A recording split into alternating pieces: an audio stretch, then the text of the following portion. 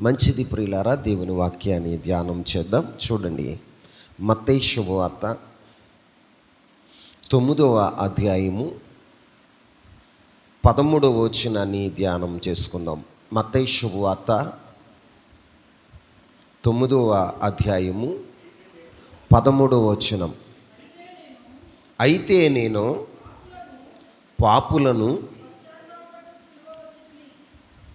పాపులను పిలవవచ్చితిని గాని నీతిమంతులను పిలువరాలేదు.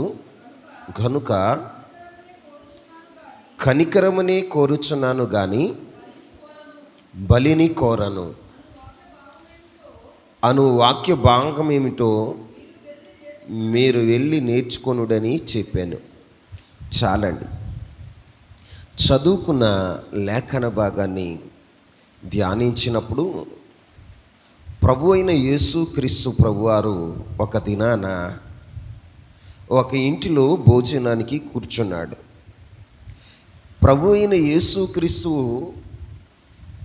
భోజనానికి కూర్చున్నప్పుడు ఆ ప్రాంతంలో ఉన్న కొందరు సుంకరులు, కొందరు పాపులు అనేకులు వచ్చి ఆయనతో కూర్చున్నారు. యేసయ్యతో కూడా అనేక సుంకరులు, పాపులు కూర్చుంటే ఆయన వారితో కలిసి భోజనం చేస్తుంటే ఈలోగా ఆ ప్రాంతంలో ఉన్న పరిసయ్యులు వచ్చారు. ఎవరు వచ్చారు? పరిసయ్యులు వచ్చి యేసయ్యను గురించి వారు ఏం మాట్లాడుతున్నారో తెలుసా? 11వ వచనాన్ని చదువుదాం. పరిసయ్యులు అది చూసి, మీ బోధకుడు సుంకరులతోనూ పాపులతోనూ కలిసి ఎందుకు భోజనం చేయుచున్నాడని ఆయనను శిష్యులను అడిగిరి. ఆయన ఆ మాటలు విని, రోగులకే గాని ఆరోగ్యం గల వారికి వైద్యుడు అక్కరలేదు, అయితే నేను పాపులను పిలవచ్చితిని గాని నీతిమంతులను పిలువరాలేదు. గనుక కనికరమునే కోరుచున్నాను గాని బలిని కోరను అనే వాక్య భావమును ఏమిటో మీరు వెళ్ళి నేర్చుకొనుడి. ఇక్కడ ప్రభు అయిన యేసుక్రీస్తు ప్రభువారు పరిసయ్యులను నేర్చుకోవాల్సిన విషయాలను గురించి చెప్తున్నాడు. ఇక్కడ ప్రభువు ఏం కోరుకుంటున్నాడో, తన అంతరంగంలో ఉన్నది ఏంటో ఆయన చక్కగా సూటిగా తేటగా చెప్తున్నాడు. యేసయ్య ఏం కోరుకుంటున్నాడయ్యా అంటే, ఆయన కోరుకునేది ఏంటయ్యా అంటే, కనికరమునే కోరుచున్నాను కానీ బలిని కోరట్లేదు. యేసయ్య కోరుకునేది ఏంటో ఈ రోజున మనం కూడా తెలుసుకోవాలి. మన నుండి ప్రభు ఏం కోరుకుంటున్నాడు? ప్రియులరా, దేవుని సన్నిధికి వచ్చిన మనం ఆయన కృపాసనమందు సమీపించి ఉన్న మన జీవితాలతో ప్రభు మాట్లాడుతున్నాడు. ఆయన ఏం మాట్లాడుతున్నాడు అంటే, నేను కనికరమునే కోరుచున్నాను కానీ బలిని కోరట్లేదు. ప్రియులారా, మీరు గమనిస్తున్నారా? ప్రభు మన నుండి ఏం కోరుకుంటున్నాడో మనం తెలుసుకోవాలి. ఈ లోకంలో ఆయన ఏం కోరుకుంటున్నాడు? దేవుని సన్నిధానానికి వచ్చిన మనం ఎల్లప్పుడూ మన కోరికలను దేవునికి తెలియచేయటం కాదు, కానీ దేవుడు కూడా మన నుండి ఏదో కోరుకుంటున్నాడు. ఆయన ఏం కోరుకుంటున్నాడో మనం గమనించి దాన్ని జరిగించిన ఎడల దేవుని యొక్క దీవెనను, దేవుని కనికరాన్ని మనం పొందుకోగలుగుతాం.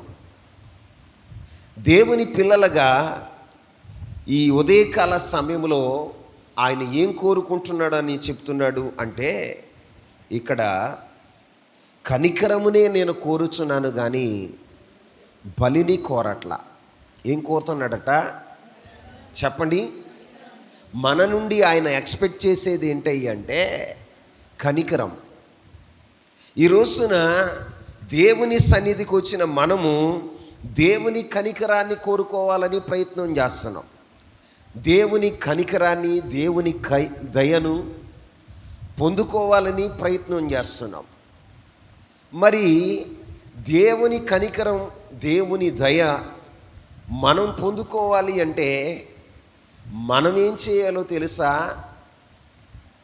మనము కూడా ఇతరుల పైన దయ చూపేవారుగా, మనం కూడా ఇతరుల పట్ల కనికరాన్ని చూపేవారుగా ఉండాలి. లేకపోతే దేవుని వాక్యం సెలవిస్తుంది, దేవుని దయను వెతికే దాన్ని వెతుకుతూ దాన్ని ఇతరులకు అందించని ఎడల బలి అర్పణ ద్వారా మనకి ప్రాయశ్చిత్తము కలగదు. ఏం కలగదు? మనము దేవుని దగ్గర దయను వెతికే మనము ఇతరులకు మనం దయ చూపకపోతే, ఇతరుల పైన మనం కనికరం చూపకపోతే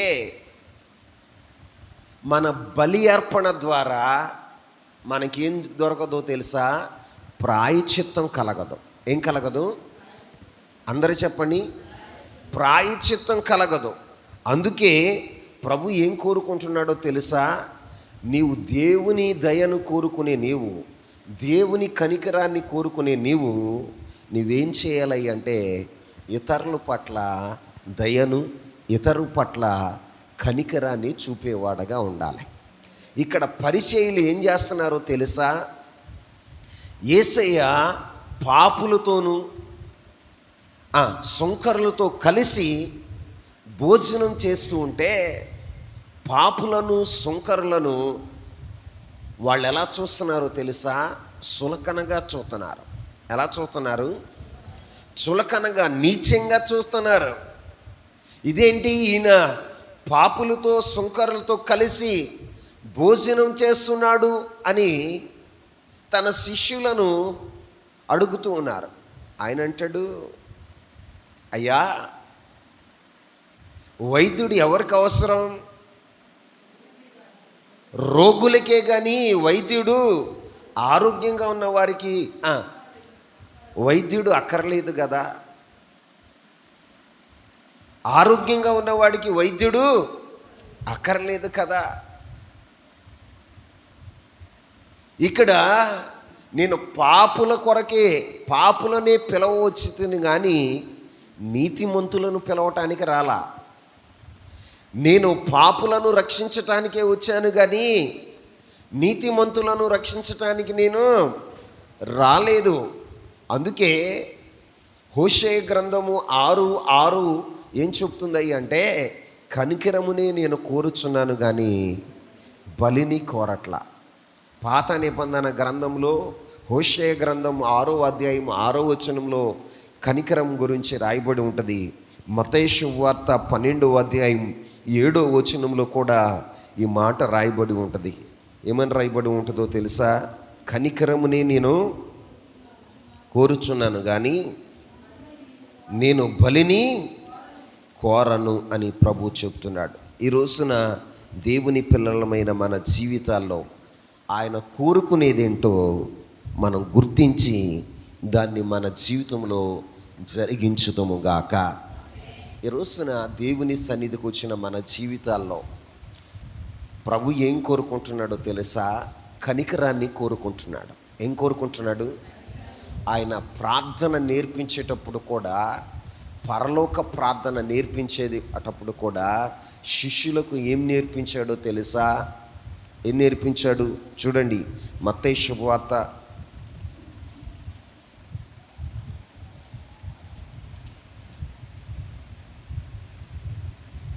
6:6 6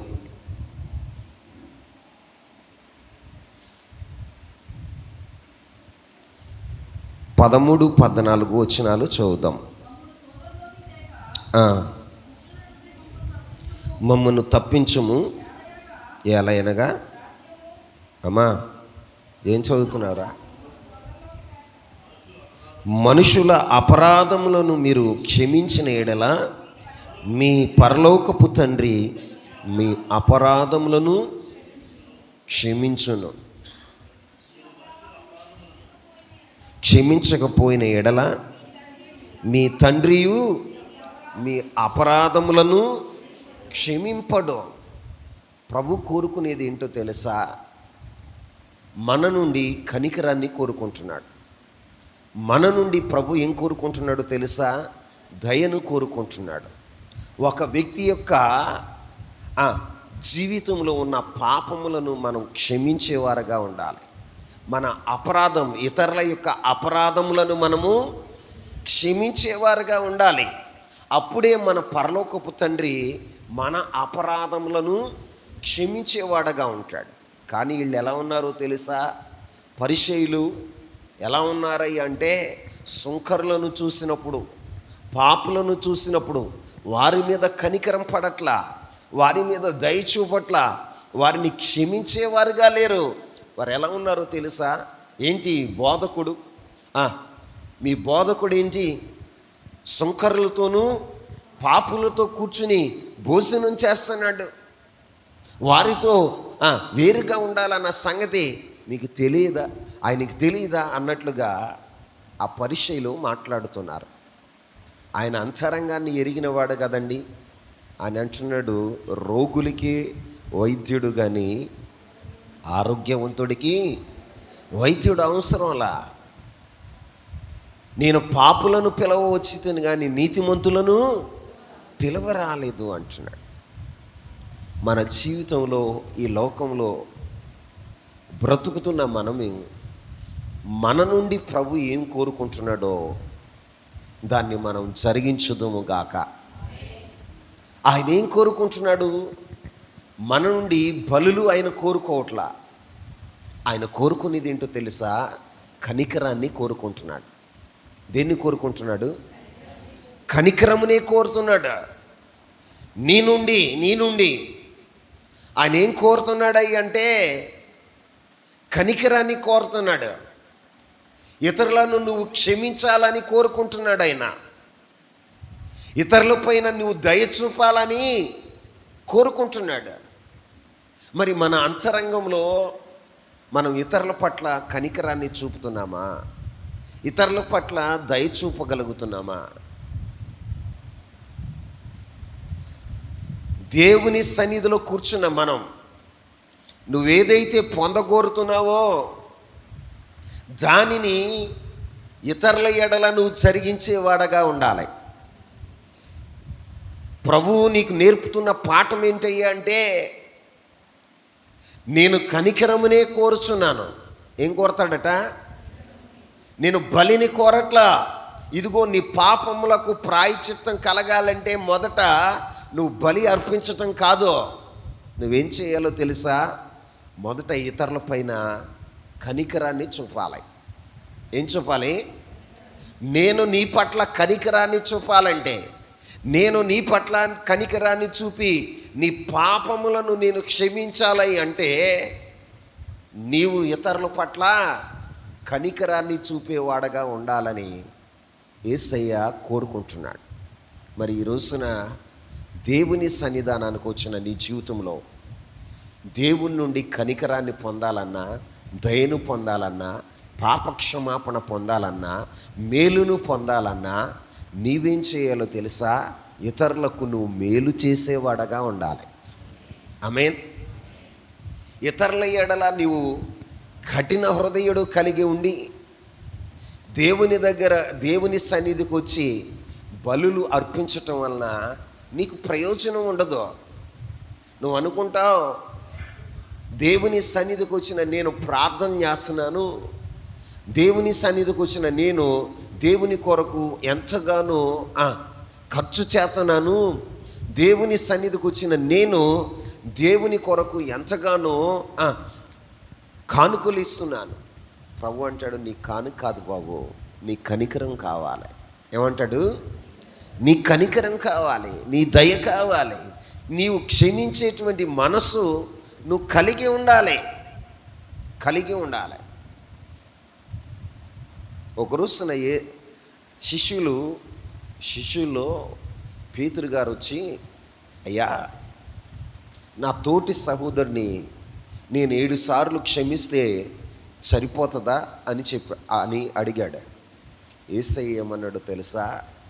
7 సార్లు కాదు నాయన, 77 మార్లు నువ్వు క్షమించాలి. ఎన్ని? 77 ఏళ్ళు మనం క్షమించేవారుగా ఉండాలి అని ప్రభు కోరుకుంటున్నాడు.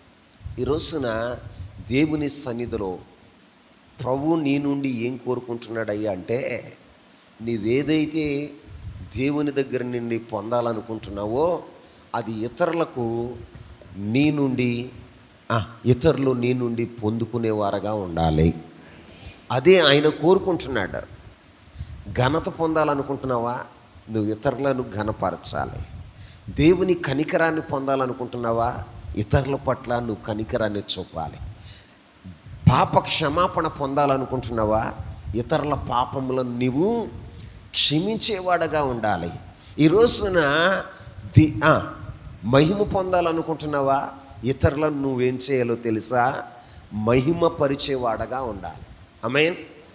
ఈ రోజున మన జీవితాల్లో అది లేకుండా దేవుని కొరకు నేను బలి అర్పిస్తాను, దేవుని కొరకు నేను వెల చెల్లిస్తాను అంటే నువ్వు చెల్లించే వెల వలన ప్రయోజనం లేదు.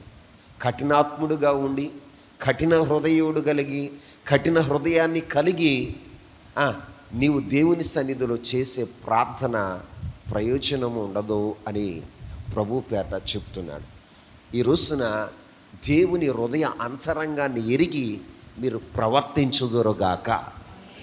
యేసయ్య ఏం కోరుకుంటున్నాడు అంటే, మన నుండి కనికరాన్ని కోరుకుంటున్నాడు. ఏం కోరుకుంటున్నాడు? కనికరాన్ని కోరుకుంటున్నాడు. ఆ కనికరం మనం ఇతరుల పట్ల చూపగలిగితే, ఇతరులను మనం క్షమించగలిగితే, ఇతరులపైన మనం జాలిపడగలిగితే, ఆయన కూడా మనపైన కనికరాన్ని చూపి మన పాపములను క్షమించి మన మీద జాలిపడి మన జీవితాల్లో మన అక్కర్లను తీర్చే దేవుడిగా ఆయన ఉంటాడు. అందుకే ఆయన ఏం కోరుకుంటున్నాడో దాన్ని ఎరిగి దాని ప్రకారం మనము నడుచుదుముగాక. రెండవది, ఆయన మన జీవితాల్లో ఏం కోరుకుంటున్నాడయ్యా అంటే, ఒకటి కనికరాన్ని కోరుకుంటున్నాడు. ఏం కోరుకుంటున్నాడు? కనికరాన్ని కోరుకుంటున్నాడు. తర్వాత ఆయన ఏం కోరుకుంటున్నాడట చూడండి.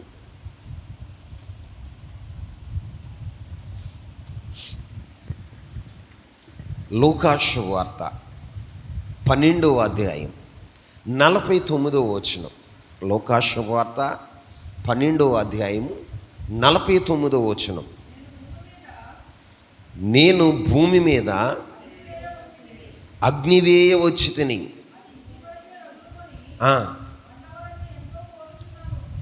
మండవలెనని ఎంతో కోరుచున్నాను. ఆమేన్. ఆయన ఏమి వేయవచ్చాడట?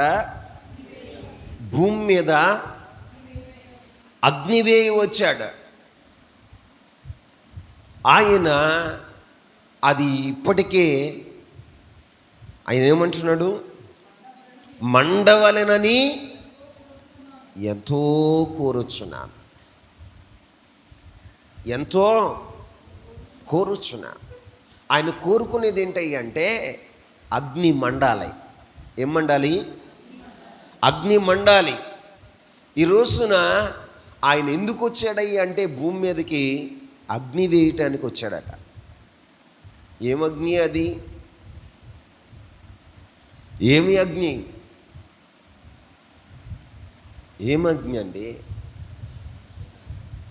పరిశుద్ధాత్మ అగ్ని. ఆయన అందుకే అంటాడు, పౌలు అపోస్తుడు అంటాడు, ఆత్మను ఆర్పకుడి అంటాడు. ఏమంటాడు? ఆత్మను ఆర్పకుడి. అంటే పరిశుద్ధాత్మ ఏమవ్వాలయ్యా అంటే మండాలి. పరిశుద్ధాత్ముడు మండుతూ అనేకులను మండించేవాడుగా ఉండాలి. ఈ రోజున నీ ఆత్మదీపం వెలుగుతూ ఉందా?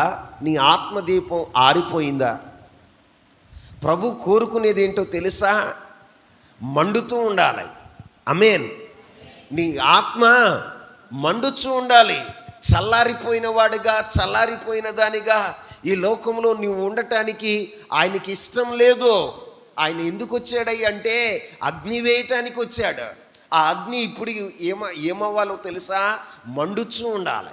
ఎలా ఉండాలి? మరి నీ ఆత్మదీపం మండుచూ ఉందా? ఆత్మదీపం మండుచుందా? నువ్వు మండుతూ ఉంటే ఇతరులను మండించేవాడుగా ఉంటావు. నువ్వు మండుతూ ఉంటే ఇతరులకు వెలుగునిచ్చేవాడుగా ఉంటావు. నువ్వు మండుతూ ఉంటే నీ ఉన్న ప్రాంతంలో చీకటి పారదోలబడి దేవుని మహిమ అక్కడ ప్రకాశించేదిగా ఉంటుంది. ఈ రోజున నీ జీవితంలో మండుచూ ఉన్నవా? దేవుని యొక్క మంట మండుచూ ఉందా? మండుచూ ఉందా? దేవుని వాక్యం వింటూ ఉన్నప్పుడు నీ హృదయంలో ఏమవ్వాలో తెలుసా? మంట పుట్టాలి. ఏం పుట్టాలి చెప్పండి?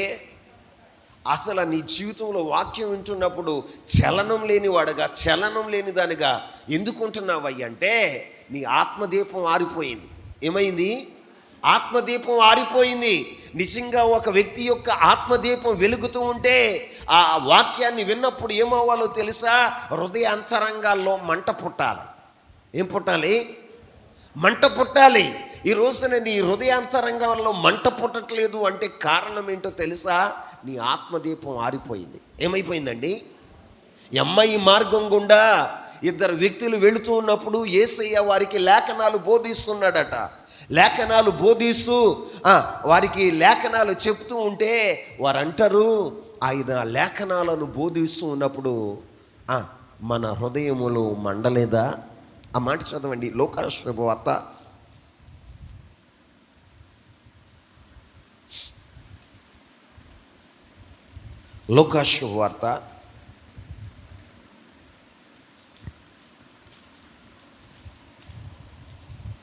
24వ అధ్యాయము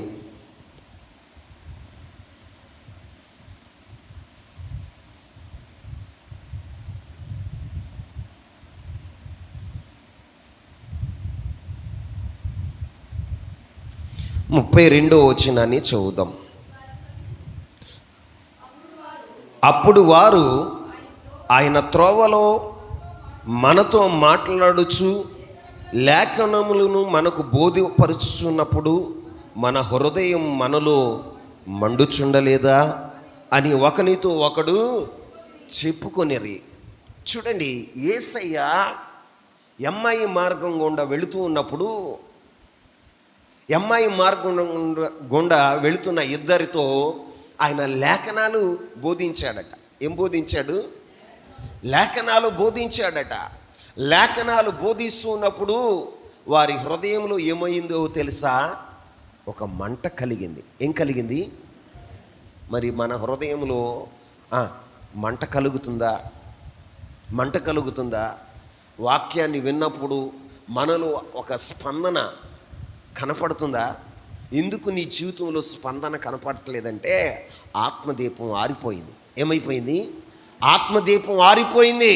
అందుకే నీ జీవితంలో ఏ స్పందన లేని వాడుగా, ఏ స్పందన లేని దానిగా నువ్వు ఉంటున్నావు. నిజంగా నీ ఆత్మదీపం వెలుగుతూ ఉంటే నీలో ఏం కలగాలో తెలుసా? మంట కలగాలి. ఏం కలగాలి? మాట్లాడండి. మంట కలగాలి.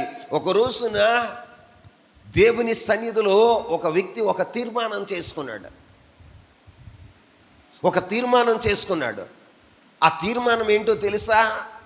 దేవుని గురించి మాట్లాడకూడదు, దేవుని వాక్యాన్ని ప్రకటించకూడదు, దేవుని చిత్తాన్ని జరిగించకూడదు. ఈ దేవుని మాటలు నేను చెప్తున్నప్పుడు, ఆయన చిత్తాన్ని నేను ప్రకటిస్తున్నప్పుడు నా జీవితంలో అవమానాలు ఎదురవుతున్నాయి, కష్టాలు వస్తున్నాయి, తృణీకరణ ఎదురవుతుంది, నా జీవితంలో ప్రతికూలమైన పరిస్థితులు ఏర్పడుతున్నాయి అని ఆయన ఒక తీర్మానం చేసుకున్నప్పుడు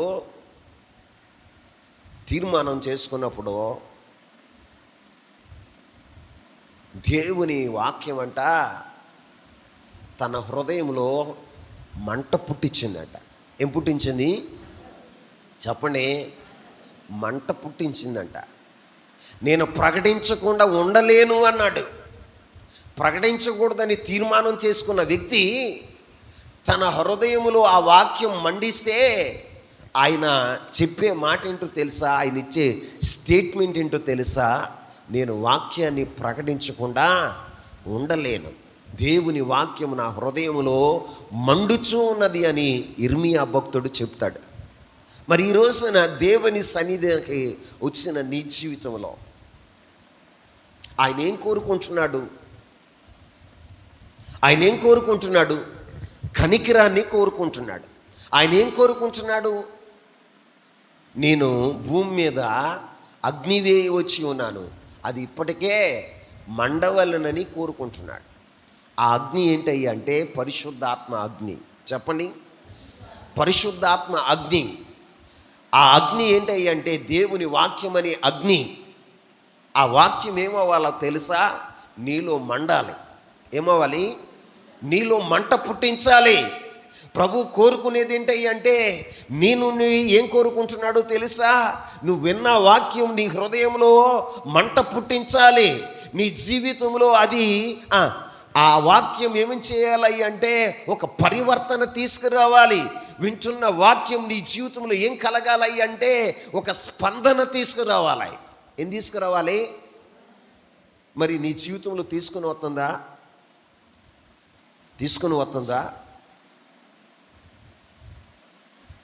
వింటున్న వాక్యం నీ జీవితంలో ఏమైనా క్రియ చేయగలుగుతుందా? ఏదో ఆదివారం వస్తున్నావు, ఏదో కూర్చుంటున్నావు, కొంత సమయాన్ని గడుపుకొని వెళ్ళిపోతున్నావు. అసలు నీ జీవితంలో నువ్వు చేయవలసింది ఏంటో తెలుసా? వాక్యం నీకు ప్రకటింపబడుతున్నప్పుడు మండాలి. ఏమవ్వాలి? హృదయంలో మంట పుట్టాలి. ఏది నీలో ఆ మంట? ప్రభు కోరుకునేది ఏంటో తెలుసా? ఇప్పటికే మండాలని కోరుకుంటున్నాడు. ఆమేన్. ఏం కోరుకుంటున్నాడు? ఇప్పటికే మండాలని కోరుకుంటున్నాడు.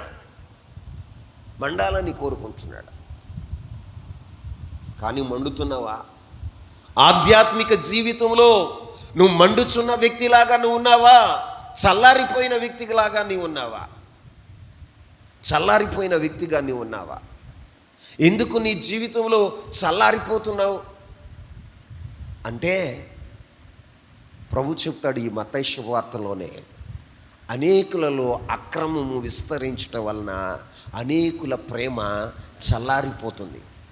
ఏమవుతుందట? ప్రేమ చల్లారిపోతుంది.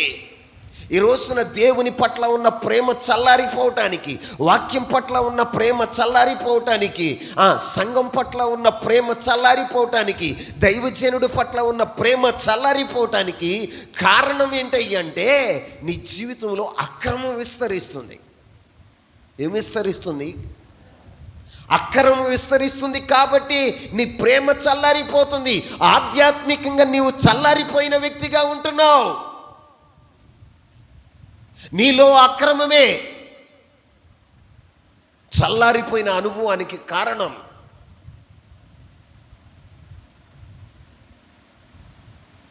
నువ్వు గమనిస్తున్నావా? దేవుడు నీ నుండి ఏం కోరుకుంటున్నాడు? నువ్వు మండుతూ ఉండాలి, ప్రకాశించేవాడిగా ఉండాలి. ఈ లోకములో నువ్వు ఎలా ఉండాలో తెలుసా? జీవవాక్యమును చేత పట్టుకుని మండుతూ ప్రకాశించే ఒక నక్షత్రంలాగా నువ్వు ఉండాలి, ఒక జ్యోతిలాగా నువ్వు ఉండాలి. కానీ నువ్వెలా ఉన్నావు తెలుసా? చల్లారిపోయి, మసిబారిపోయి, చీకటి అనుభవాలు నీ జీవితంలో, ఆధ్యాత్మిక జీవితంలో ఏ కోణంలో కూడా ప్రకాశించిన అనుభవం లేదు, మండిన అనుభవం లేదు. చల్లారిపోయిన అనుభవం. ఏ అనుభవం? చల్లారిపోయిన అనుభవం. ప్రభు ఇదే కోరుకుంటున్నాడా? చల్లారిపోయిన వాడుగా, చల్లారిపోయిన దానిగా ఉండాలని ప్రభు కోరుకుంటున్నాడా? నేను భూమి మీదకి అగ్ని వేయి వచ్చి ఉన్నాను, అది ఇప్పటికే మండాలి. ఏది నీలో? దేవుని కార్యం ఏది? దేవుని కార్యం జరుగుతుందా? ప్రభు ఏం కోరుకుంటున్నాడో, నీ నుండి ఏం ఎక్స్పెక్ట్ చేస్తున్నాడో నువ్వు గమనించగలుగుతున్నావా? ఒక ఆత్మీయుడిగా దేవుని సన్నిధికి వచ్చి నువ్వు ఏం కోరుకోవాలో తెలుసా? ప్రభు నా నుండి ఏం కోరుకుంటున్నాడు, దాన్ని నేను నెరవేర్చేవాడుగా ఉండాలి. ఆమేన్. దాన్ని నేను నెరవేర్చేవాడిగా ఉండాలి. అంతేగాని నా జీవితంలో దేవుని చిత్తానికి విరోధంగా నడవటం కాదు. నేను చల్లారిపోయిన వాడిగా ఉండటం దేవుని చిత్తం కాదని గుర్తించాలి.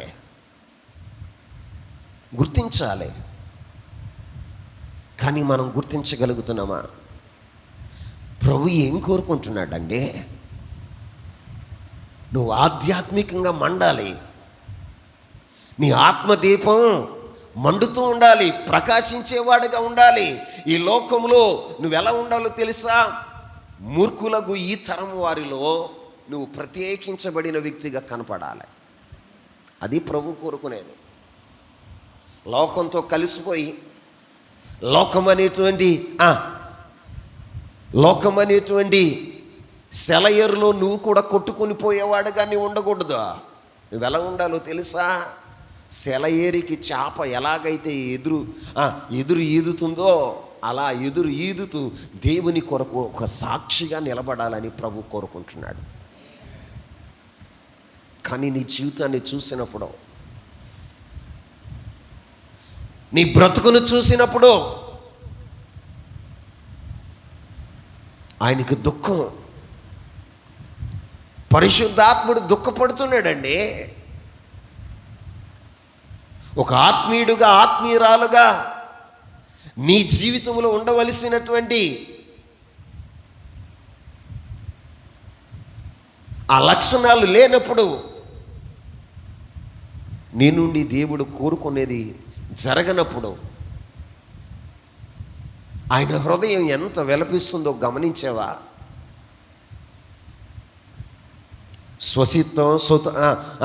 స్వయం జరిగించడమే తప్ప దేవుని చిత్తం ఏంటో గుర్తెరిగి నడవగలుగుతున్నావా?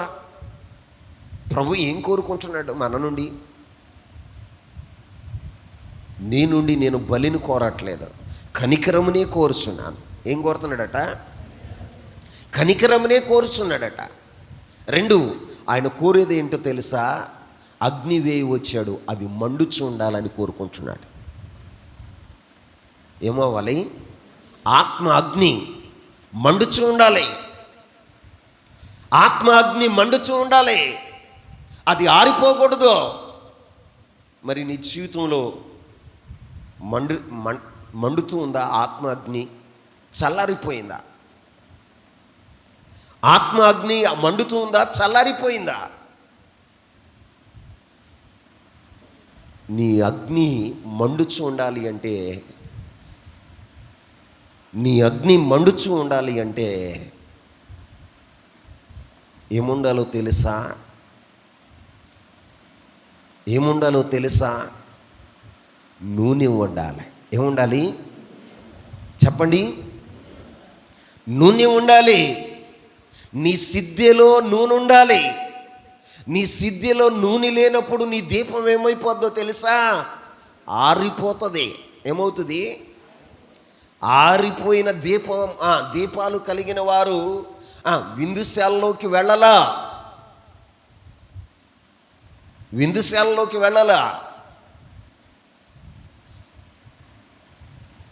మండుచు ప్రకాశిస్తున్న దివిటీలు కలిగిన వారే విందుశాలలోనికి వెళ్ళారా? సంఘంలో ఉన్న నా ప్రియమైన సహోదరి, సహోదరుడా, నీ ఆత్మదీపం ఎప్పుడు దాకా మండుతూ ఉండాలో తెలుసా? ప్రభు రాకడ వరకు నీ యొక్క ఆత్మదీపం మండుతూనే ఉండాలి.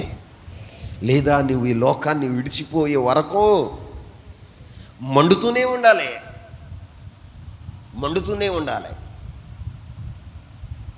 నీ ఆత్మదీపం వెలుగుతూనే ఉండాలి. అది ఆరిపోకూడదు, ఆరిపోకూడదు. ఆరిపోయావు అంటే అర్థమేంటో తెలుసా? నీకు నీవుగానే ఏం చేస్తున్నావు తెలుసా? ద్వారాలని మూసుకుంటున్నావు. ఏం చేస్తున్నావు? దేవుడు మూయటం కాదు, దేవుడు మూయటం కాదు, నీకు నీవుగానే మూసుకుంటున్నావు, నీకు నువ్వుగానే మూసుకుంటున్నావు. విందుశాలలోకి వెళ్లకుండా ఆ ప్రభు అయిన యేసు క్రీస్తు ప్రభు వారితో కలిసి నీవు ఆ విందుశాలలో సంతోషించవలసిన నీవు ఆ విందుశాలకు వెళ్లకుండా మార్గాన్ని నువ్వే మూసుకుంటున్నావు. ప్రియులారా, దేవుని సన్నిధిలో కూర్చున్న మీరు గుర్తించవలసిన విషయం ఏంటయ్యా అంటే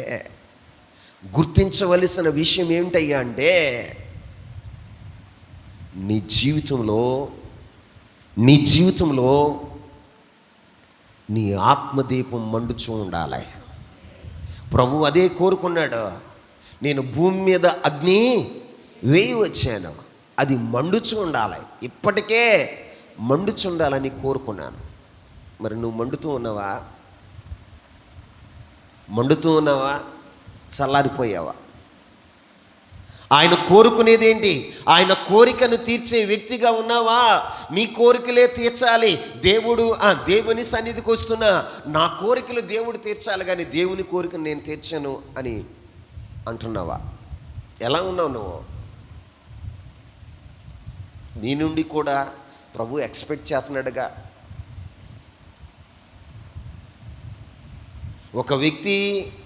ఒక వ్యక్తికి మేలు చేసేటప్పుడు ఆ వ్యక్తి నుండి ఏదో ఒకటి కోరుకునేవాడుగా ఉంటాడు. కోరుకోడా? మరి దేవుడు కూడా నీ నుండి కోరుకుంటున్నాడు. ఏం కోరుకుంటున్నాడు? ఏమన్నా బలమైనవి, ఏమైనా ఖరీదైనవి ఆయన కోరుకుంటున్నాడా? మాట్లాడరే. నీ నుండి ఖరీదైనవి కోరుకుంటున్నాడా? నీ కొరకు ఆయనే వెల చెల్లించాడు కదా. నువ్వు చెల్లించవలసిన వెల ఏం లేదు కదా. ఆయన నీవు కనికరాన్ని చూపాలని, నీవు ఇతరులను క్షమించాలని, ఇతరుల పట్ల నువ్వు దయ చూపాలని ప్రభు కోరుకుంటున్నాడు. అదేగా ఆయన కోరుకునేది. నీ ఆత్మదీపం మండుచు ఉండాలని కోరుకున్నాడు. తప్ప? చెప్పండి, తప్ప? ఆయన కోరుకుంటున్నది ఏంటి? ఆలోచిస్తున్నావు అసలు? ఒక ఆత్మీయుడిగా ఆలోచించే మనసు నీకుంటే నువ్వేం చేయగలుగుతావు తెలుసా? మొదట నువ్వు మండుతావు, నీ కుటుంబాన్ని మండిస్తావు, నీ గ్రామాన్ని మండించేవాడుగా ఉంటావు. నువ్వే చల్లారిపోతే నీ కుటుంబం ఎట్లా ఉంటుంది? నీ కుటుంబ పరిస్థితులు ఎలా ఉంటాయి? భక్తి ఎలా ఉంటుంది? గమనించో. ప్రభు నీ నుండి ఏమి ఎక్స్పెక్ట్ చేస్తున్నాడు? ఏదో నామకార్థంగా మందిరానికి వచ్చాము, వెళ్తున్నాము. నామకార్థంగా రావటం వల్ల నీకు ఒరిగేది ఏమీ లేదని ఒక దైవసేవకుడిగా చెప్తున్నాను. దానివలన ప్రయోజనం లేదు.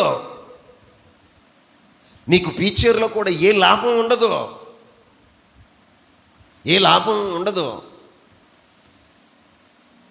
నువ్వు చేసే భక్తి నీకు ప్రయోజనకరంగా ఉండాలంటే ఆయన కోరుకున్నట్లుగా నీ వ్యక్తిగత జీవితం ఉండాలి. ఆయన నిన్ను నుండి ఏమి ఎక్స్పెక్ట్ చేస్తున్నాడో అది లేనప్పుడు నీకు కూడా ఏమి ప్రయోజనం ఉండదు, ఏముండదు. ఈ లోక సంబంధమైన వాటి కొరకే నువ్వు భక్తి చేస్తే నీ అంత భ్రష్టుడు ఎవ్వరు ఉండరని చెప్తున్నా. ఈ లోక సంబంధమైన అవసరాలు తీర్చుకోవటానికే నీవు బ్రతికితే నువ్వు ఆధ్యాత్మిక జీవితంలో నీవు రక్షణ పొందటం వ్యర్థమని చెప్తున్నా. దేవుని పిల్లలుగా మనం గమనించాలి. ఆయన ఏం కోరుకుంటున్నాడు? ఒకటి కనికరాన్ని, రెండు మండుచూ ఉండాలి. ఎలా ఉండాలి? మండుచూ ఉండాలి. 3, ఆయన ఏం కోరుకుంటున్నాడో తెలుసా? యోహాను శుభవార్త చూడండి, 17వ అధ్యాయం 24వ వచనం. యోహాను శుభవార్త 17వ అధ్యాయం 24వ వచనం. తండ్రి, నేనెక్కడ ఉందునో అక్కడ నీవు నాకు అనుగ్రహించిన వారు నాతో కూడా ఉండవలెనని, నీవు నాకు అనుగ్రహించిన నా మహిమను వారు చూడవలెనని కోరుచున్నాను. చాలమ్మా, చాలు. ఇక్కడ యేసయ్య యొక్క కోరికను పరలోకపు తండ్రికి చెప్తున్నాడు. ఎవరికి? చెప్పండి. పరలోకపు తండ్రికి చెప్తున్నాడు. ఆయన ఏం చెప్తున్నాడు అంటే, ఆయన వెంబడిస్తున్న ప్రజానికం గురించి ప్రార్థన చేస్తున్నాడు. ఏమని ప్రార్థన చేస్తున్నాడయ్యా అంటే, అక్కడ రాయబడిన మాట మరలా చదువుదాం. తండ్రి, నేనెక్కడ ఉందునో అక్కడ నీవు నాకు అనుగ్రహించిన వారును నాతో కూడా ఉండవలెనని, నీవు నాకు అనుగ్రహించిన నా మహిమను వారు చూడాలని కోరుకుంటున్నా. ఆమేన్. దేవుని కోరిక ఏంటో తెలుసా? ప్రభు అయిన యేసుక్రీస్తు ప్రభు వారి కోరిక ఏంటో తెలుసా? యేసయ్య మహిమను నువ్వు చూడాలని కోరుకుంటున్నాడు. ఆమేన్. ఏం కోరుకుంటున్నాడు? యేసయ్య మహిమ. యేసయ్య మహిమ మనం చూడాలని ఆయన కోరుకుంటున్నాడు. మరి నువ్వు చూడగలుగుతున్నావా?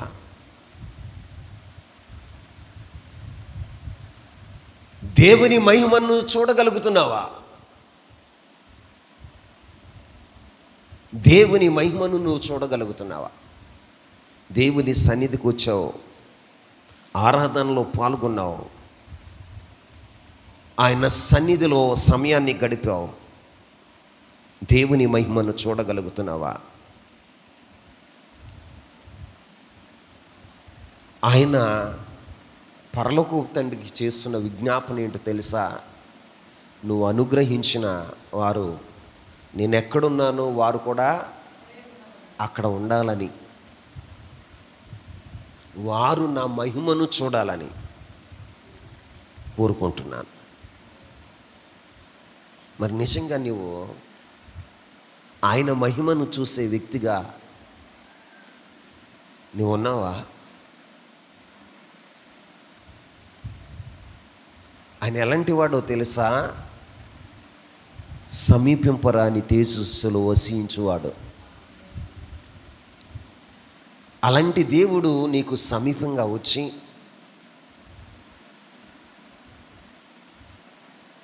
తన మహిమను చూపాలని ఆయన ఈ లోకంలో జీవించిన వాడుగా ఉన్నాడు.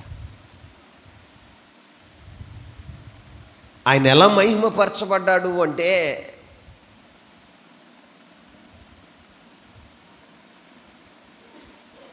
ఈ లోకంలో గోధుమ గింజలాగా ఆయన భూమి మీదకి వచ్చి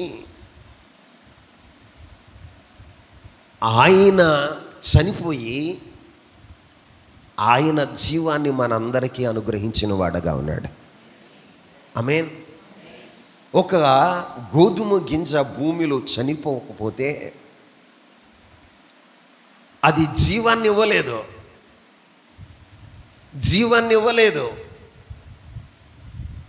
అది చనిపోకపోతే అది ఫలించదు.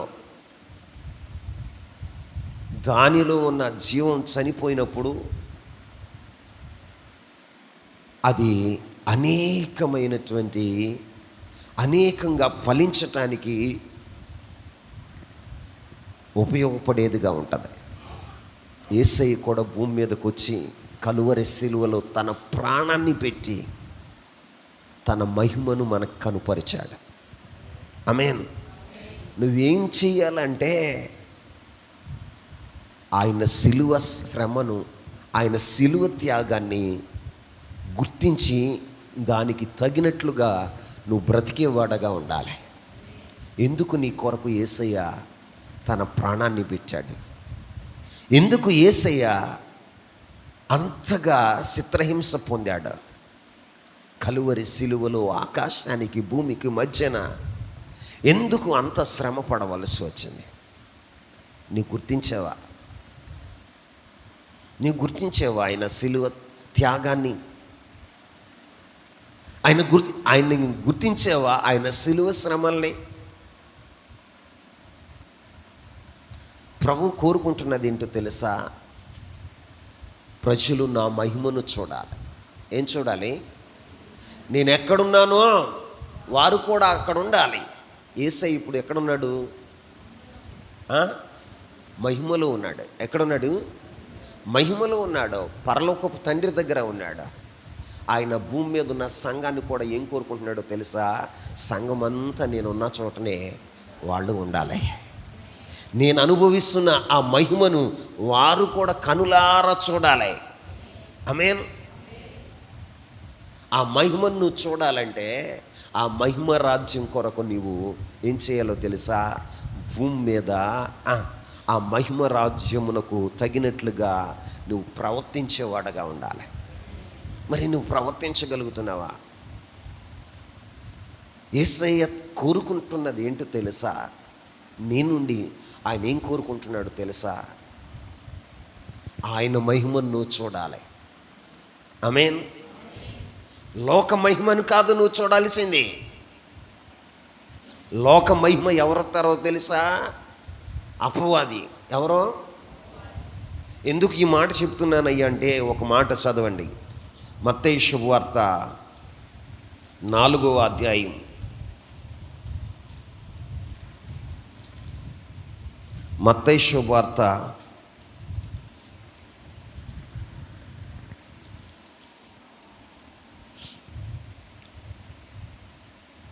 4వ అధ్యాయం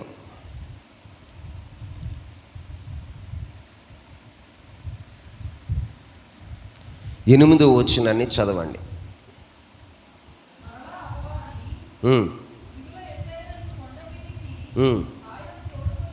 ఆయనను తోడుకొని పోయి ఈ లోక రాజ్యములన్నిటినీ వాటి మహిమను ఆయనకు చూపి సాగిలపడి నాకు నమస్కారం చేసిన ఎడల వీటినన్నిటినీ ఏం చెప్తుంది? ఈ లోక మహిమంతా నా యొద్ద ఉంది. నువ్వు నాకు సాగిలు పడితే,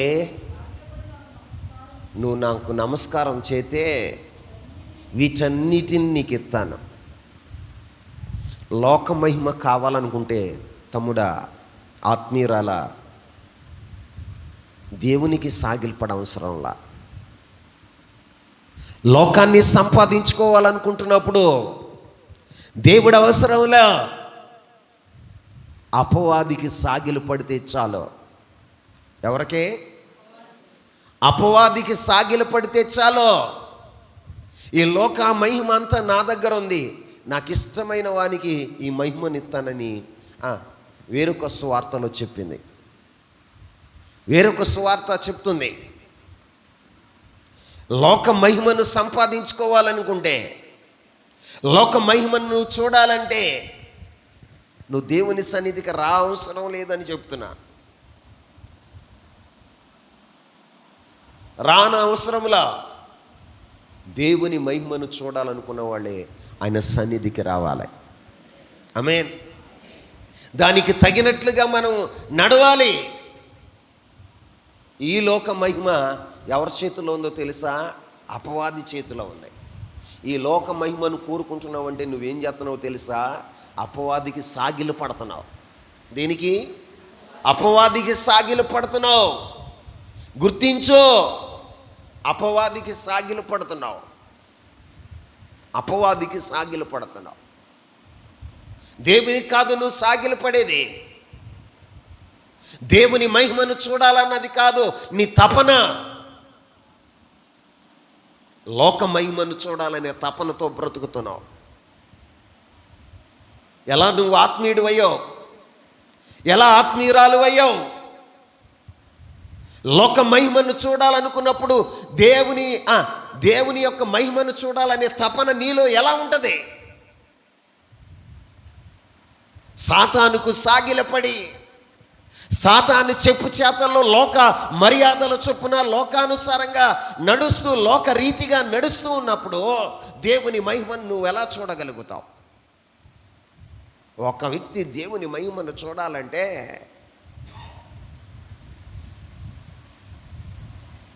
ఈ లోకంలో ఎలా ఉండాలో తెలుసా? ఎలా ఉండాలండి? అబ్రహాము, ఇస్సాకు, యాకోబులు ఎలా బ్రతికారో అలాగున మనం బ్రతకాలి. ఆమేన్. వారు ఎలా బ్రతికారు? లోకములో పరదేశులము, యాత్రికులుగా బ్రతికారంట. వారు ఎంతో ఆస్తి ఉండి, ఎంతోమంది పనివారు ఉండి, స్థిరమైన నివాసం కూడా వారు కట్టుకోవడానికి ఇష్టపడలేదండి. వారి జీవితాల్లో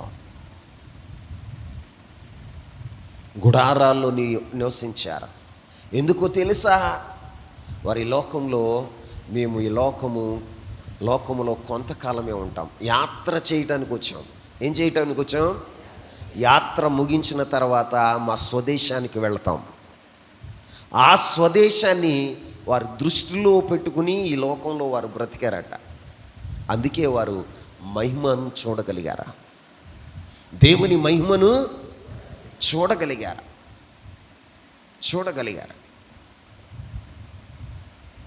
మరి నీ జీవితంలో దేవుని మహిమను చూడాలంటే నీ ఆధ్యాత్మిక జీవితంలో పీక్ స్టేజ్కి నువ్వు వెళ్ళాలి. అంటే ఉన్నతమైన శిఖరాలు ఎక్కాలి. బైబిల్లో దైవజనుడైన మోషే దేవుని మహిమను చూడటానికి ఎక్కడికి వెళ్ళాడో తెలుసా? సీనాయి కొండ మీదకి. ఎక్కడికి? సీనాయి కొండ మీద 40 రాత్రులు 40 పగళ్ళు దేవుని మహిమ మేఘంలో ఉండి ఆయన మహిమను చూశాడు. ఆమేన్ చెప్పండి. మరి మహిమను మనం చూడాలంటే, దేవుని మహిమను మనం చూడాలంటే ఆధ్యాత్మిక జీవితంలో లోతట్టు ప్రాంతంలో ఉంటే దేవుని మహిమను చూడగలుగుతామా? పాలెములో ఉంటే దేవుని మహిమను చూడగలుగుతామా? లోకంలో ఉంటే దేవుని మహిమను మనం చూడగలుగుతామా? దేవుని మహిమను చూడాలన్న వ్యక్తి ఏం చేయాలో తెలుసా? కొండ శిఖరాన్ని ఎక్కాలి. ఆమేన్. భక్తిలో నీవు శిఖరాగ్ర స్థాయికి వెళితే కానీ దేవుని మహిమను చూడలేవు.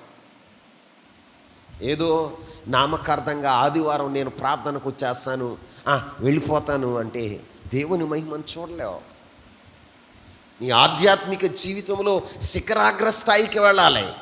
ఏ స్థాయికి? శిఖరాగ్ర స్థాయికి వెళ్ళాలి. ఆ శిఖరాగ్ర స్థాయికి వెళ్ళి ఆ శిఖరం మీద నువ్వు నిలిచి దేవునితో కూడా పెనవేసుకున్న అనుభవం నీకు ఉంటేనే దేవుని మహిమను చూడగలుగుతావు. లేకపోతే దేవుని మహిమను మనం చూడలేం. మనం చూసే మహిమ ఏంటో తెలుసా? లోక మహిమ. ఏ మహిమ? లోక మహిమ. లోక మహిమను చూడాలని ఆయన కోరుకోవట్లా. ఆత్మీయుడైన పిల్లవాడు, యేసయ్యను వెంబడిస్తున్నవాడు ఏం చూడాలని తండ్రికి విజ్ఞాపన చేస్తున్నాడు అంటే, వారు నా మహిమను చూడాలి. ఏం చూడాలి చెప్పండి? దేవుని మహిమను చూడాలి. ఒక వ్యక్తి దేవుని మహిమను చూడాలంటే ఆధ్యాత్మిక జీవితంలో శిఖరాగ్ర స్థాయికి వెళ్లకుండా ఎలా దేవుని మహిమను చూడగలుగుతావు? ఎలా చూడగలుగుతావు? అభ్యంతరాలు పెట్టుకుని, ఆటంకాలు పెట్టుకుని దేవుని మహిమను చూడాలని ప్రయత్నం చేస్తే ఎలా మనం చూడగలుగుతాం? దేవుని మహిమను మనం చూడాలంటే మనం ఏం చేయాలో తెలుసా? ఒకటి, భక్తిలో శిఖరాగ్ర స్థాయికి మనం చేరాలి. 2, దేవుని మందిరముగా నువ్వు పరిశుద్ధమైన మందిరంగా కట్టబడినప్పుడు దేవుని మహిమ దిగి వస్తుంది. సొలొమోను దేవుని మందిరాన్ని కట్టిన తర్వాత మహిమ దిగి వచ్చిందట. ఎందుకు వచ్చింది చెప్పండి? దైవజనుడైన మోషే ఆ సీనాయి పర్వతం మీద చూపిన మాదిరిగా ఆయన ప్రత్యక్ష గుడారం కట్టినప్పుడు దేవుని మహిమ దిగి వచ్చింది. దేవుని మహిమ దిగి వచ్చింది. దేవుని మహిమను మనం చూడాలంటే మన జీవితం, మన దేహం దేవుని మందిరంగా కట్టబడాలి. ఎలా కట్టబడాలి? దేవుని మందిరంగా కట్టబడాలి. పరిశుద్ధమైనదిగా కట్టబడాలి. మహిమ కలిగిందిగా కట్టబడాలి. ఎన్నటన్నటికీ పరిశుద్ధతతో అలంకరించబడాలి. అలా అలంకరించబడినప్పుడు దేవుని మహిమ దిగి వస్తుంది. ఆయన మహిమను చూడగలుగుతాం. నీ జీవితంలో లోటుపాట్లు ఉన్నంతకాలం దేవుని మహిమను చూడలేవు తమ్ముడా. దేవుని మహిమను చూడలేవు చెల్లెమ్మా. ఈ లోకంలో ఆస్తుల కోసమే, అక్కర్లు తీర్చబడటం కోసమే అయితే భక్తి చేయని అవసరంలా. నీ భక్తి, నీ విశ్వాసం, నీ నిరీక్షణ ఏమై ఉండాలో తెలుసా? నూతన సియోనుకు నేను చేరాలి. ఆ పరలోక మహిమను నేను చూడాలి. ప్రభువుతో కూడా ఆ మహిమ రాజ్యంలో ఉండాలని ఒక బలమైన సంకల్పం ఉంటేనే నువ్వు భక్తి చేస్తే అది నీకు ప్రయోజనకరం. లేకపోతే నామకార్థమైనటువంటి భక్తి చేయటం వలన నీకు ప్రయోజనం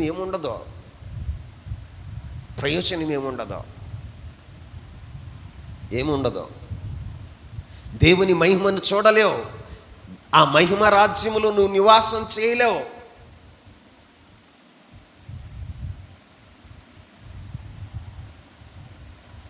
నామకార్థమైనటువంటి భక్తిని విడవండి. శిఖరాగ్ర స్థాయి భక్తి చేయండి. దేవుని యొక్క మహిమను చూడాలంటే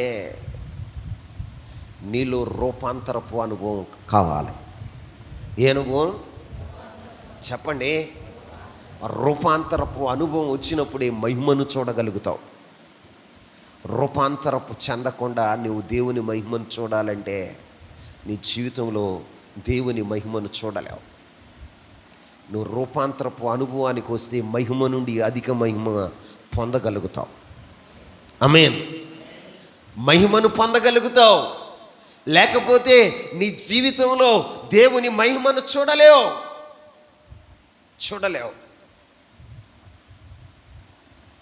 రూపాంతరపు అనుభవం నీకు ఉండాలి. ప్రభు కోరుకునేది కూడా అదే. ఆ పోలికగా నువ్వు మార్చబడాలి. రూపాంతరం చెందాలని ప్రభు కోరుకుంటున్నాడు. ఇంకా ఎంతకాలం మానవ స్వభావాలతో, మానవ ఆలోచనలతో నువ్వు బ్రతుకుతావు? శరీర సంబంధిగా ఎంతకాలం బ్రతుకుతావు? నీ జీవితంలో దేవునికి చోటి లోకానికి కాదు, లోక మహిమకు కాదు. పరిపూర్ణంగా దేవునికి నువ్వు సమర్పించుకో. పరిపూర్ణంగా దేవునికి సమర్పించుకొని ఆయన మహిమతో నువ్వు నింపబడ్డావు. లేదయ్యా ఈ లోక మహిమ కావాలనుకుంటే నీకు చెప్పేది ఏంటో తెలుసా? నీవు చేసే భక్తి నీకు వ్యర్థమని నేను చెప్తున్నా. నామకార్థమైన భక్తి వ్యర్థం.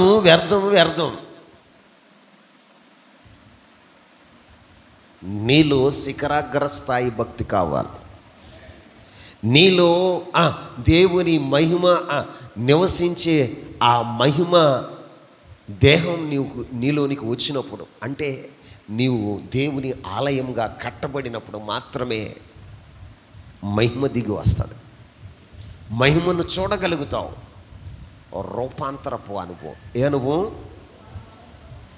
రూపాంతరపు అనుభవం నువ్వు కలిగి ఉన్నప్పుడే దేవుని మహిమను చూడగలుగుతావు.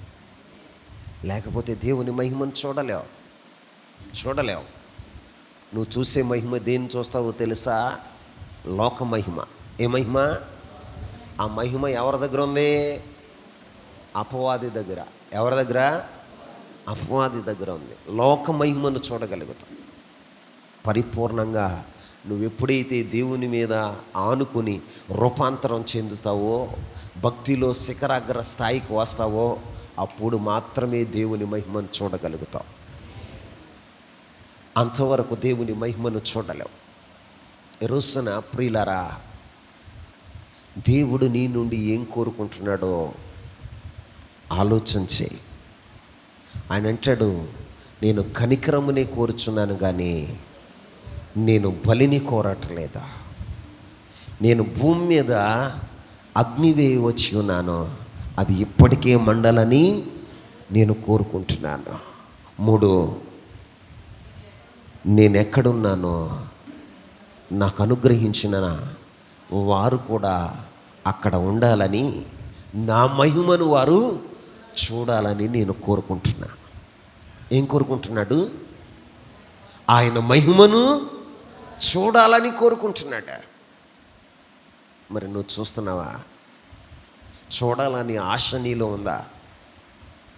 ఆశ నీలో ఉంటే లోకాన్ని విడిచిపెట్టు, భక్తిలో శిఖరాగ్ర స్థాయికి రా.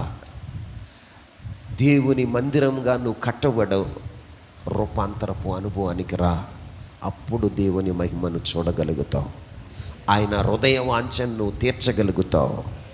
అప్పుడు ఆయన నీ హృదయ వాంఛలు ఆయన తీర్చగలుగుతాడు. ఆయన అందుకే చెప్తాడు, మొదట నా నీతిని, నా రాజ్యాన్ని మీరు వెతకండి. ఈ మాటలో ఎంత మర్మం దాగి ఉందో తెలుసా?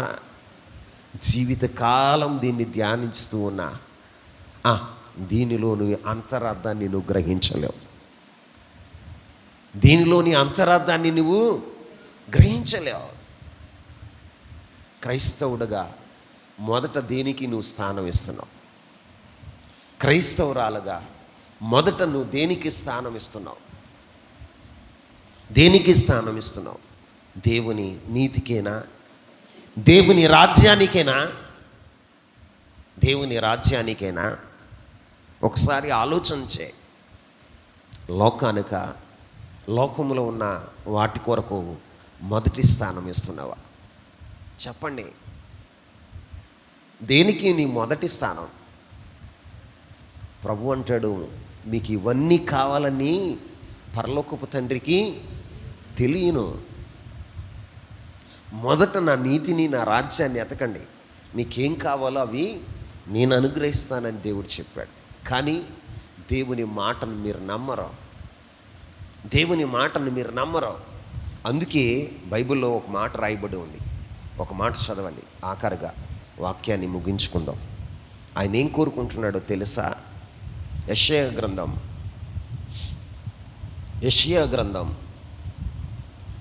48వ అధ్యాయం 18వ వచనం. నీవు నా ఆజ్ఞలను ఆలకింపవలనని నేనెంతో కోరుచున్నాను. ఆలకించిన ఎడల నీ క్షేమము నది వలెను, నీ నీతి సముద్ర తరంగముల వలెను ఉండును. ఆమేన్. ఏం కోరుకుంటున్నాడు ప్రభు? అమ్మా, ఆయన ఆజ్ఞలను ఆలకించవలెనని ఆయన ఎంతో కోరుకుంటున్నాడు. ఆయన ఆజ్ఞలను నువ్వు ఆలకిస్తే క్షేమము నది వల్లే. ఎలా? క్షేమము నది వల్లే. నీ నీతి సముద్ర తరంగముల వలె ఉండును. ఆమేన్. ఎలా ఉంటుందంట? సముద్ర తరంగములు. తరంగాలు ఆగుతాయా? మీరు సముద్రం దగ్గరికి వెళ్ళి చూడండి. ఒక తరంగం వచ్చిన తర్వాత మళ్ళీ వెంటనే ఇంకో తరంగం వస్తుంది, మళ్ళీ వెంటనే ఇంకో తరంగం వస్తుంది. తరంగాలు ఆగవు. అలాగే నీ నీతి ప్రకాశించేదిగా ఉంటుందని ప్రభు చెప్తున్నాడు. మీరు ఆయన మాట ఆలకిస్తారా? ఆలకించిన అనుభవాలు లేవు. ఆయన ఆజ్ఞలను ఆలకించిన అనుభవాలు లేవు. ఆయన ఆజ్ఞాపించిన దాన్ని మనం ఆలకించట్లేదు. కాబట్టే మన జీవితాల్లో క్షేమం లేదు. ఏం లేదు? క్షేమం లేదు. నిజంగా దేవుని యొక్క ఆజ్ఞలను మనం ఆలకిస్తేనట, ఆయన అంటాడు, కీర్తనల గ్రంథంలో ఒక మాట చెప్తాడు.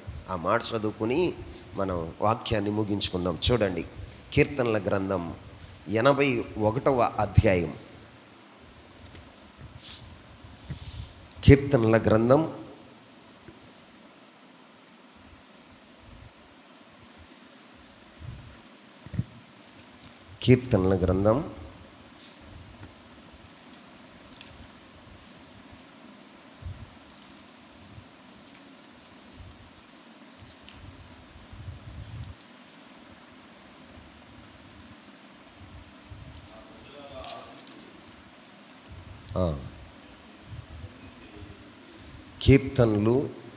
81:13 వచనం కానించా.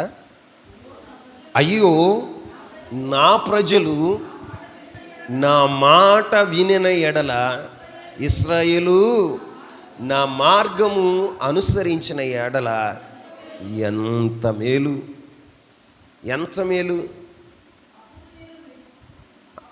ఎంత మేలు. దేవుని మాట ఆలకిస్తే, దేవుని ఆజ్ఞలను నీవు ఆలకించిన ఎడల ఎంత మేలు జరుగుతుంది. చూడండి, ఎంత మేలు జరుగుతుంది. అప్పుడు నేను వేగిరమే వారి శత్రువులను ఏం చేస్తాడంట? దేవుని మాట నువ్వు ఆలకిస్తే దేవుడు ఏమంటున్నాడో తెలుసా? నీ శత్రువులను అణగదొక్కేవాడుగా ఉంటాడు. వారి విరోధులను కొట్టుదును. నువ్వు కొట్టడం కాదు, నీ విరోధుల్ని దేవుడే నీ విరోధుల్ని కొట్టేవాడగా ఉంటాడు. ఇంకా చదవండి. అవలా యెహోవాని ద్వేషించేవారు ఎవరికి లొంగుతారు? దేవుని మాట ఎవరైతే వింటారో వారికి లొంగేవారుగా ఉంటారు. వారి కాలము, నీ కాలం ఎలా ఉంటుందో తెలుసా? శాశ్వత కాలం ఉంటుంది. నువ్వు దేవుని ఆజ్ఞలను ఆలకించిన ఎడల, దేవుని మాటను నువ్వు వింటే నీకు జరిగే మేలేంటో తెలుసా? నువ్వు శాశ్వత కాలం ఉంటావు. ఎంతకాలం? శాశ్వత కాలం ఉంటావు. అంతేకాదు, అతి శ్రేష్టమైన గోధుమలను అనుగ్రహించి నేను వారిని పోషించేదను, కొండ తేనెతో వారిని తృప్తిపరచెదను. తృప్తికరమైన జీవితాన్ని దేవుడు నీకు ఇస్తాడు. తృప్తికరమైన జీవితాన్ని నీకు ఇస్తాడు. యెషయా గ్రంథం 1వ అధ్యాయంలో ఏమంటాడో తెలుసా? భూమి యొక్క మంచి పంటను, మంచి ఫలమును వారు అనుభవించెదరు. భూమి యొక్క మంచి ఫలమును వారు అనుభవించెదరు. ఎవరో? దేవుని మాట వినేవారు. ఎవరో అంటే దేవుని ఆజ్ఞలను ఆలకించేవారు. మాట విననివాడు కాదు. ఈ రోజున నువ్వు క్షేమం అనుభవించట్లేదంటే, నీ జీవితంలో నీ నీతి ప్రకాశించట్లేదు అంటే, నీ జీవితంలో శత్రువులు నీ చుట్టూ అలుముకొని ఉంటున్నారు అంటే దేవుని మాట వినట్లేదని నువ్వు గుర్తించు. సంతృప్తి లేని జీవితాన్ని నువ్వు జీవిస్తున్నావు అంటే కారణం ఏంటో తెలుసా? ఎక్కడో దేవుని మాట వింటలా, ఎక్కడో నువ్వు దేవుని మాటను వినట్లా. దేవుని మాటను నువ్వు వింటే ఆయన ఏం చేస్తాడో తెలుసా? కొండ తేనెతో నిన్ను తృప్తిపరుస్తాడు. కొండ తేనెతో నిన్ను తృప్తిపరిచేవాడుగా ఉంటాడు. భూమి మీద మంచి పదార్థములతో నిన్ను తృప్తిపరిచేవాడుగా ఉంటాడు. కానీ నువ్వేం చేస్తావు తెలుసా? ఆయన చెప్పింది చేయు. ఎంతవరకు? స్వచిత్తమే, స్వచిత్తమే, స్వచిత్తమే. నీ జీవితంలో అందుకే శ్రమల పాలవుతున్నావు. నెమ్మది లేనటువంటి జీవితం, సంతృప్తి లేనటువంటి జీవితం. పౌలు గారు అంటాడు, నేను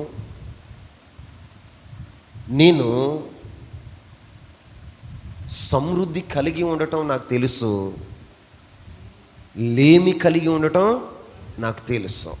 అందుకే యేసన్ గారు అంటాడు, ఏమంటాడో తెలుసా?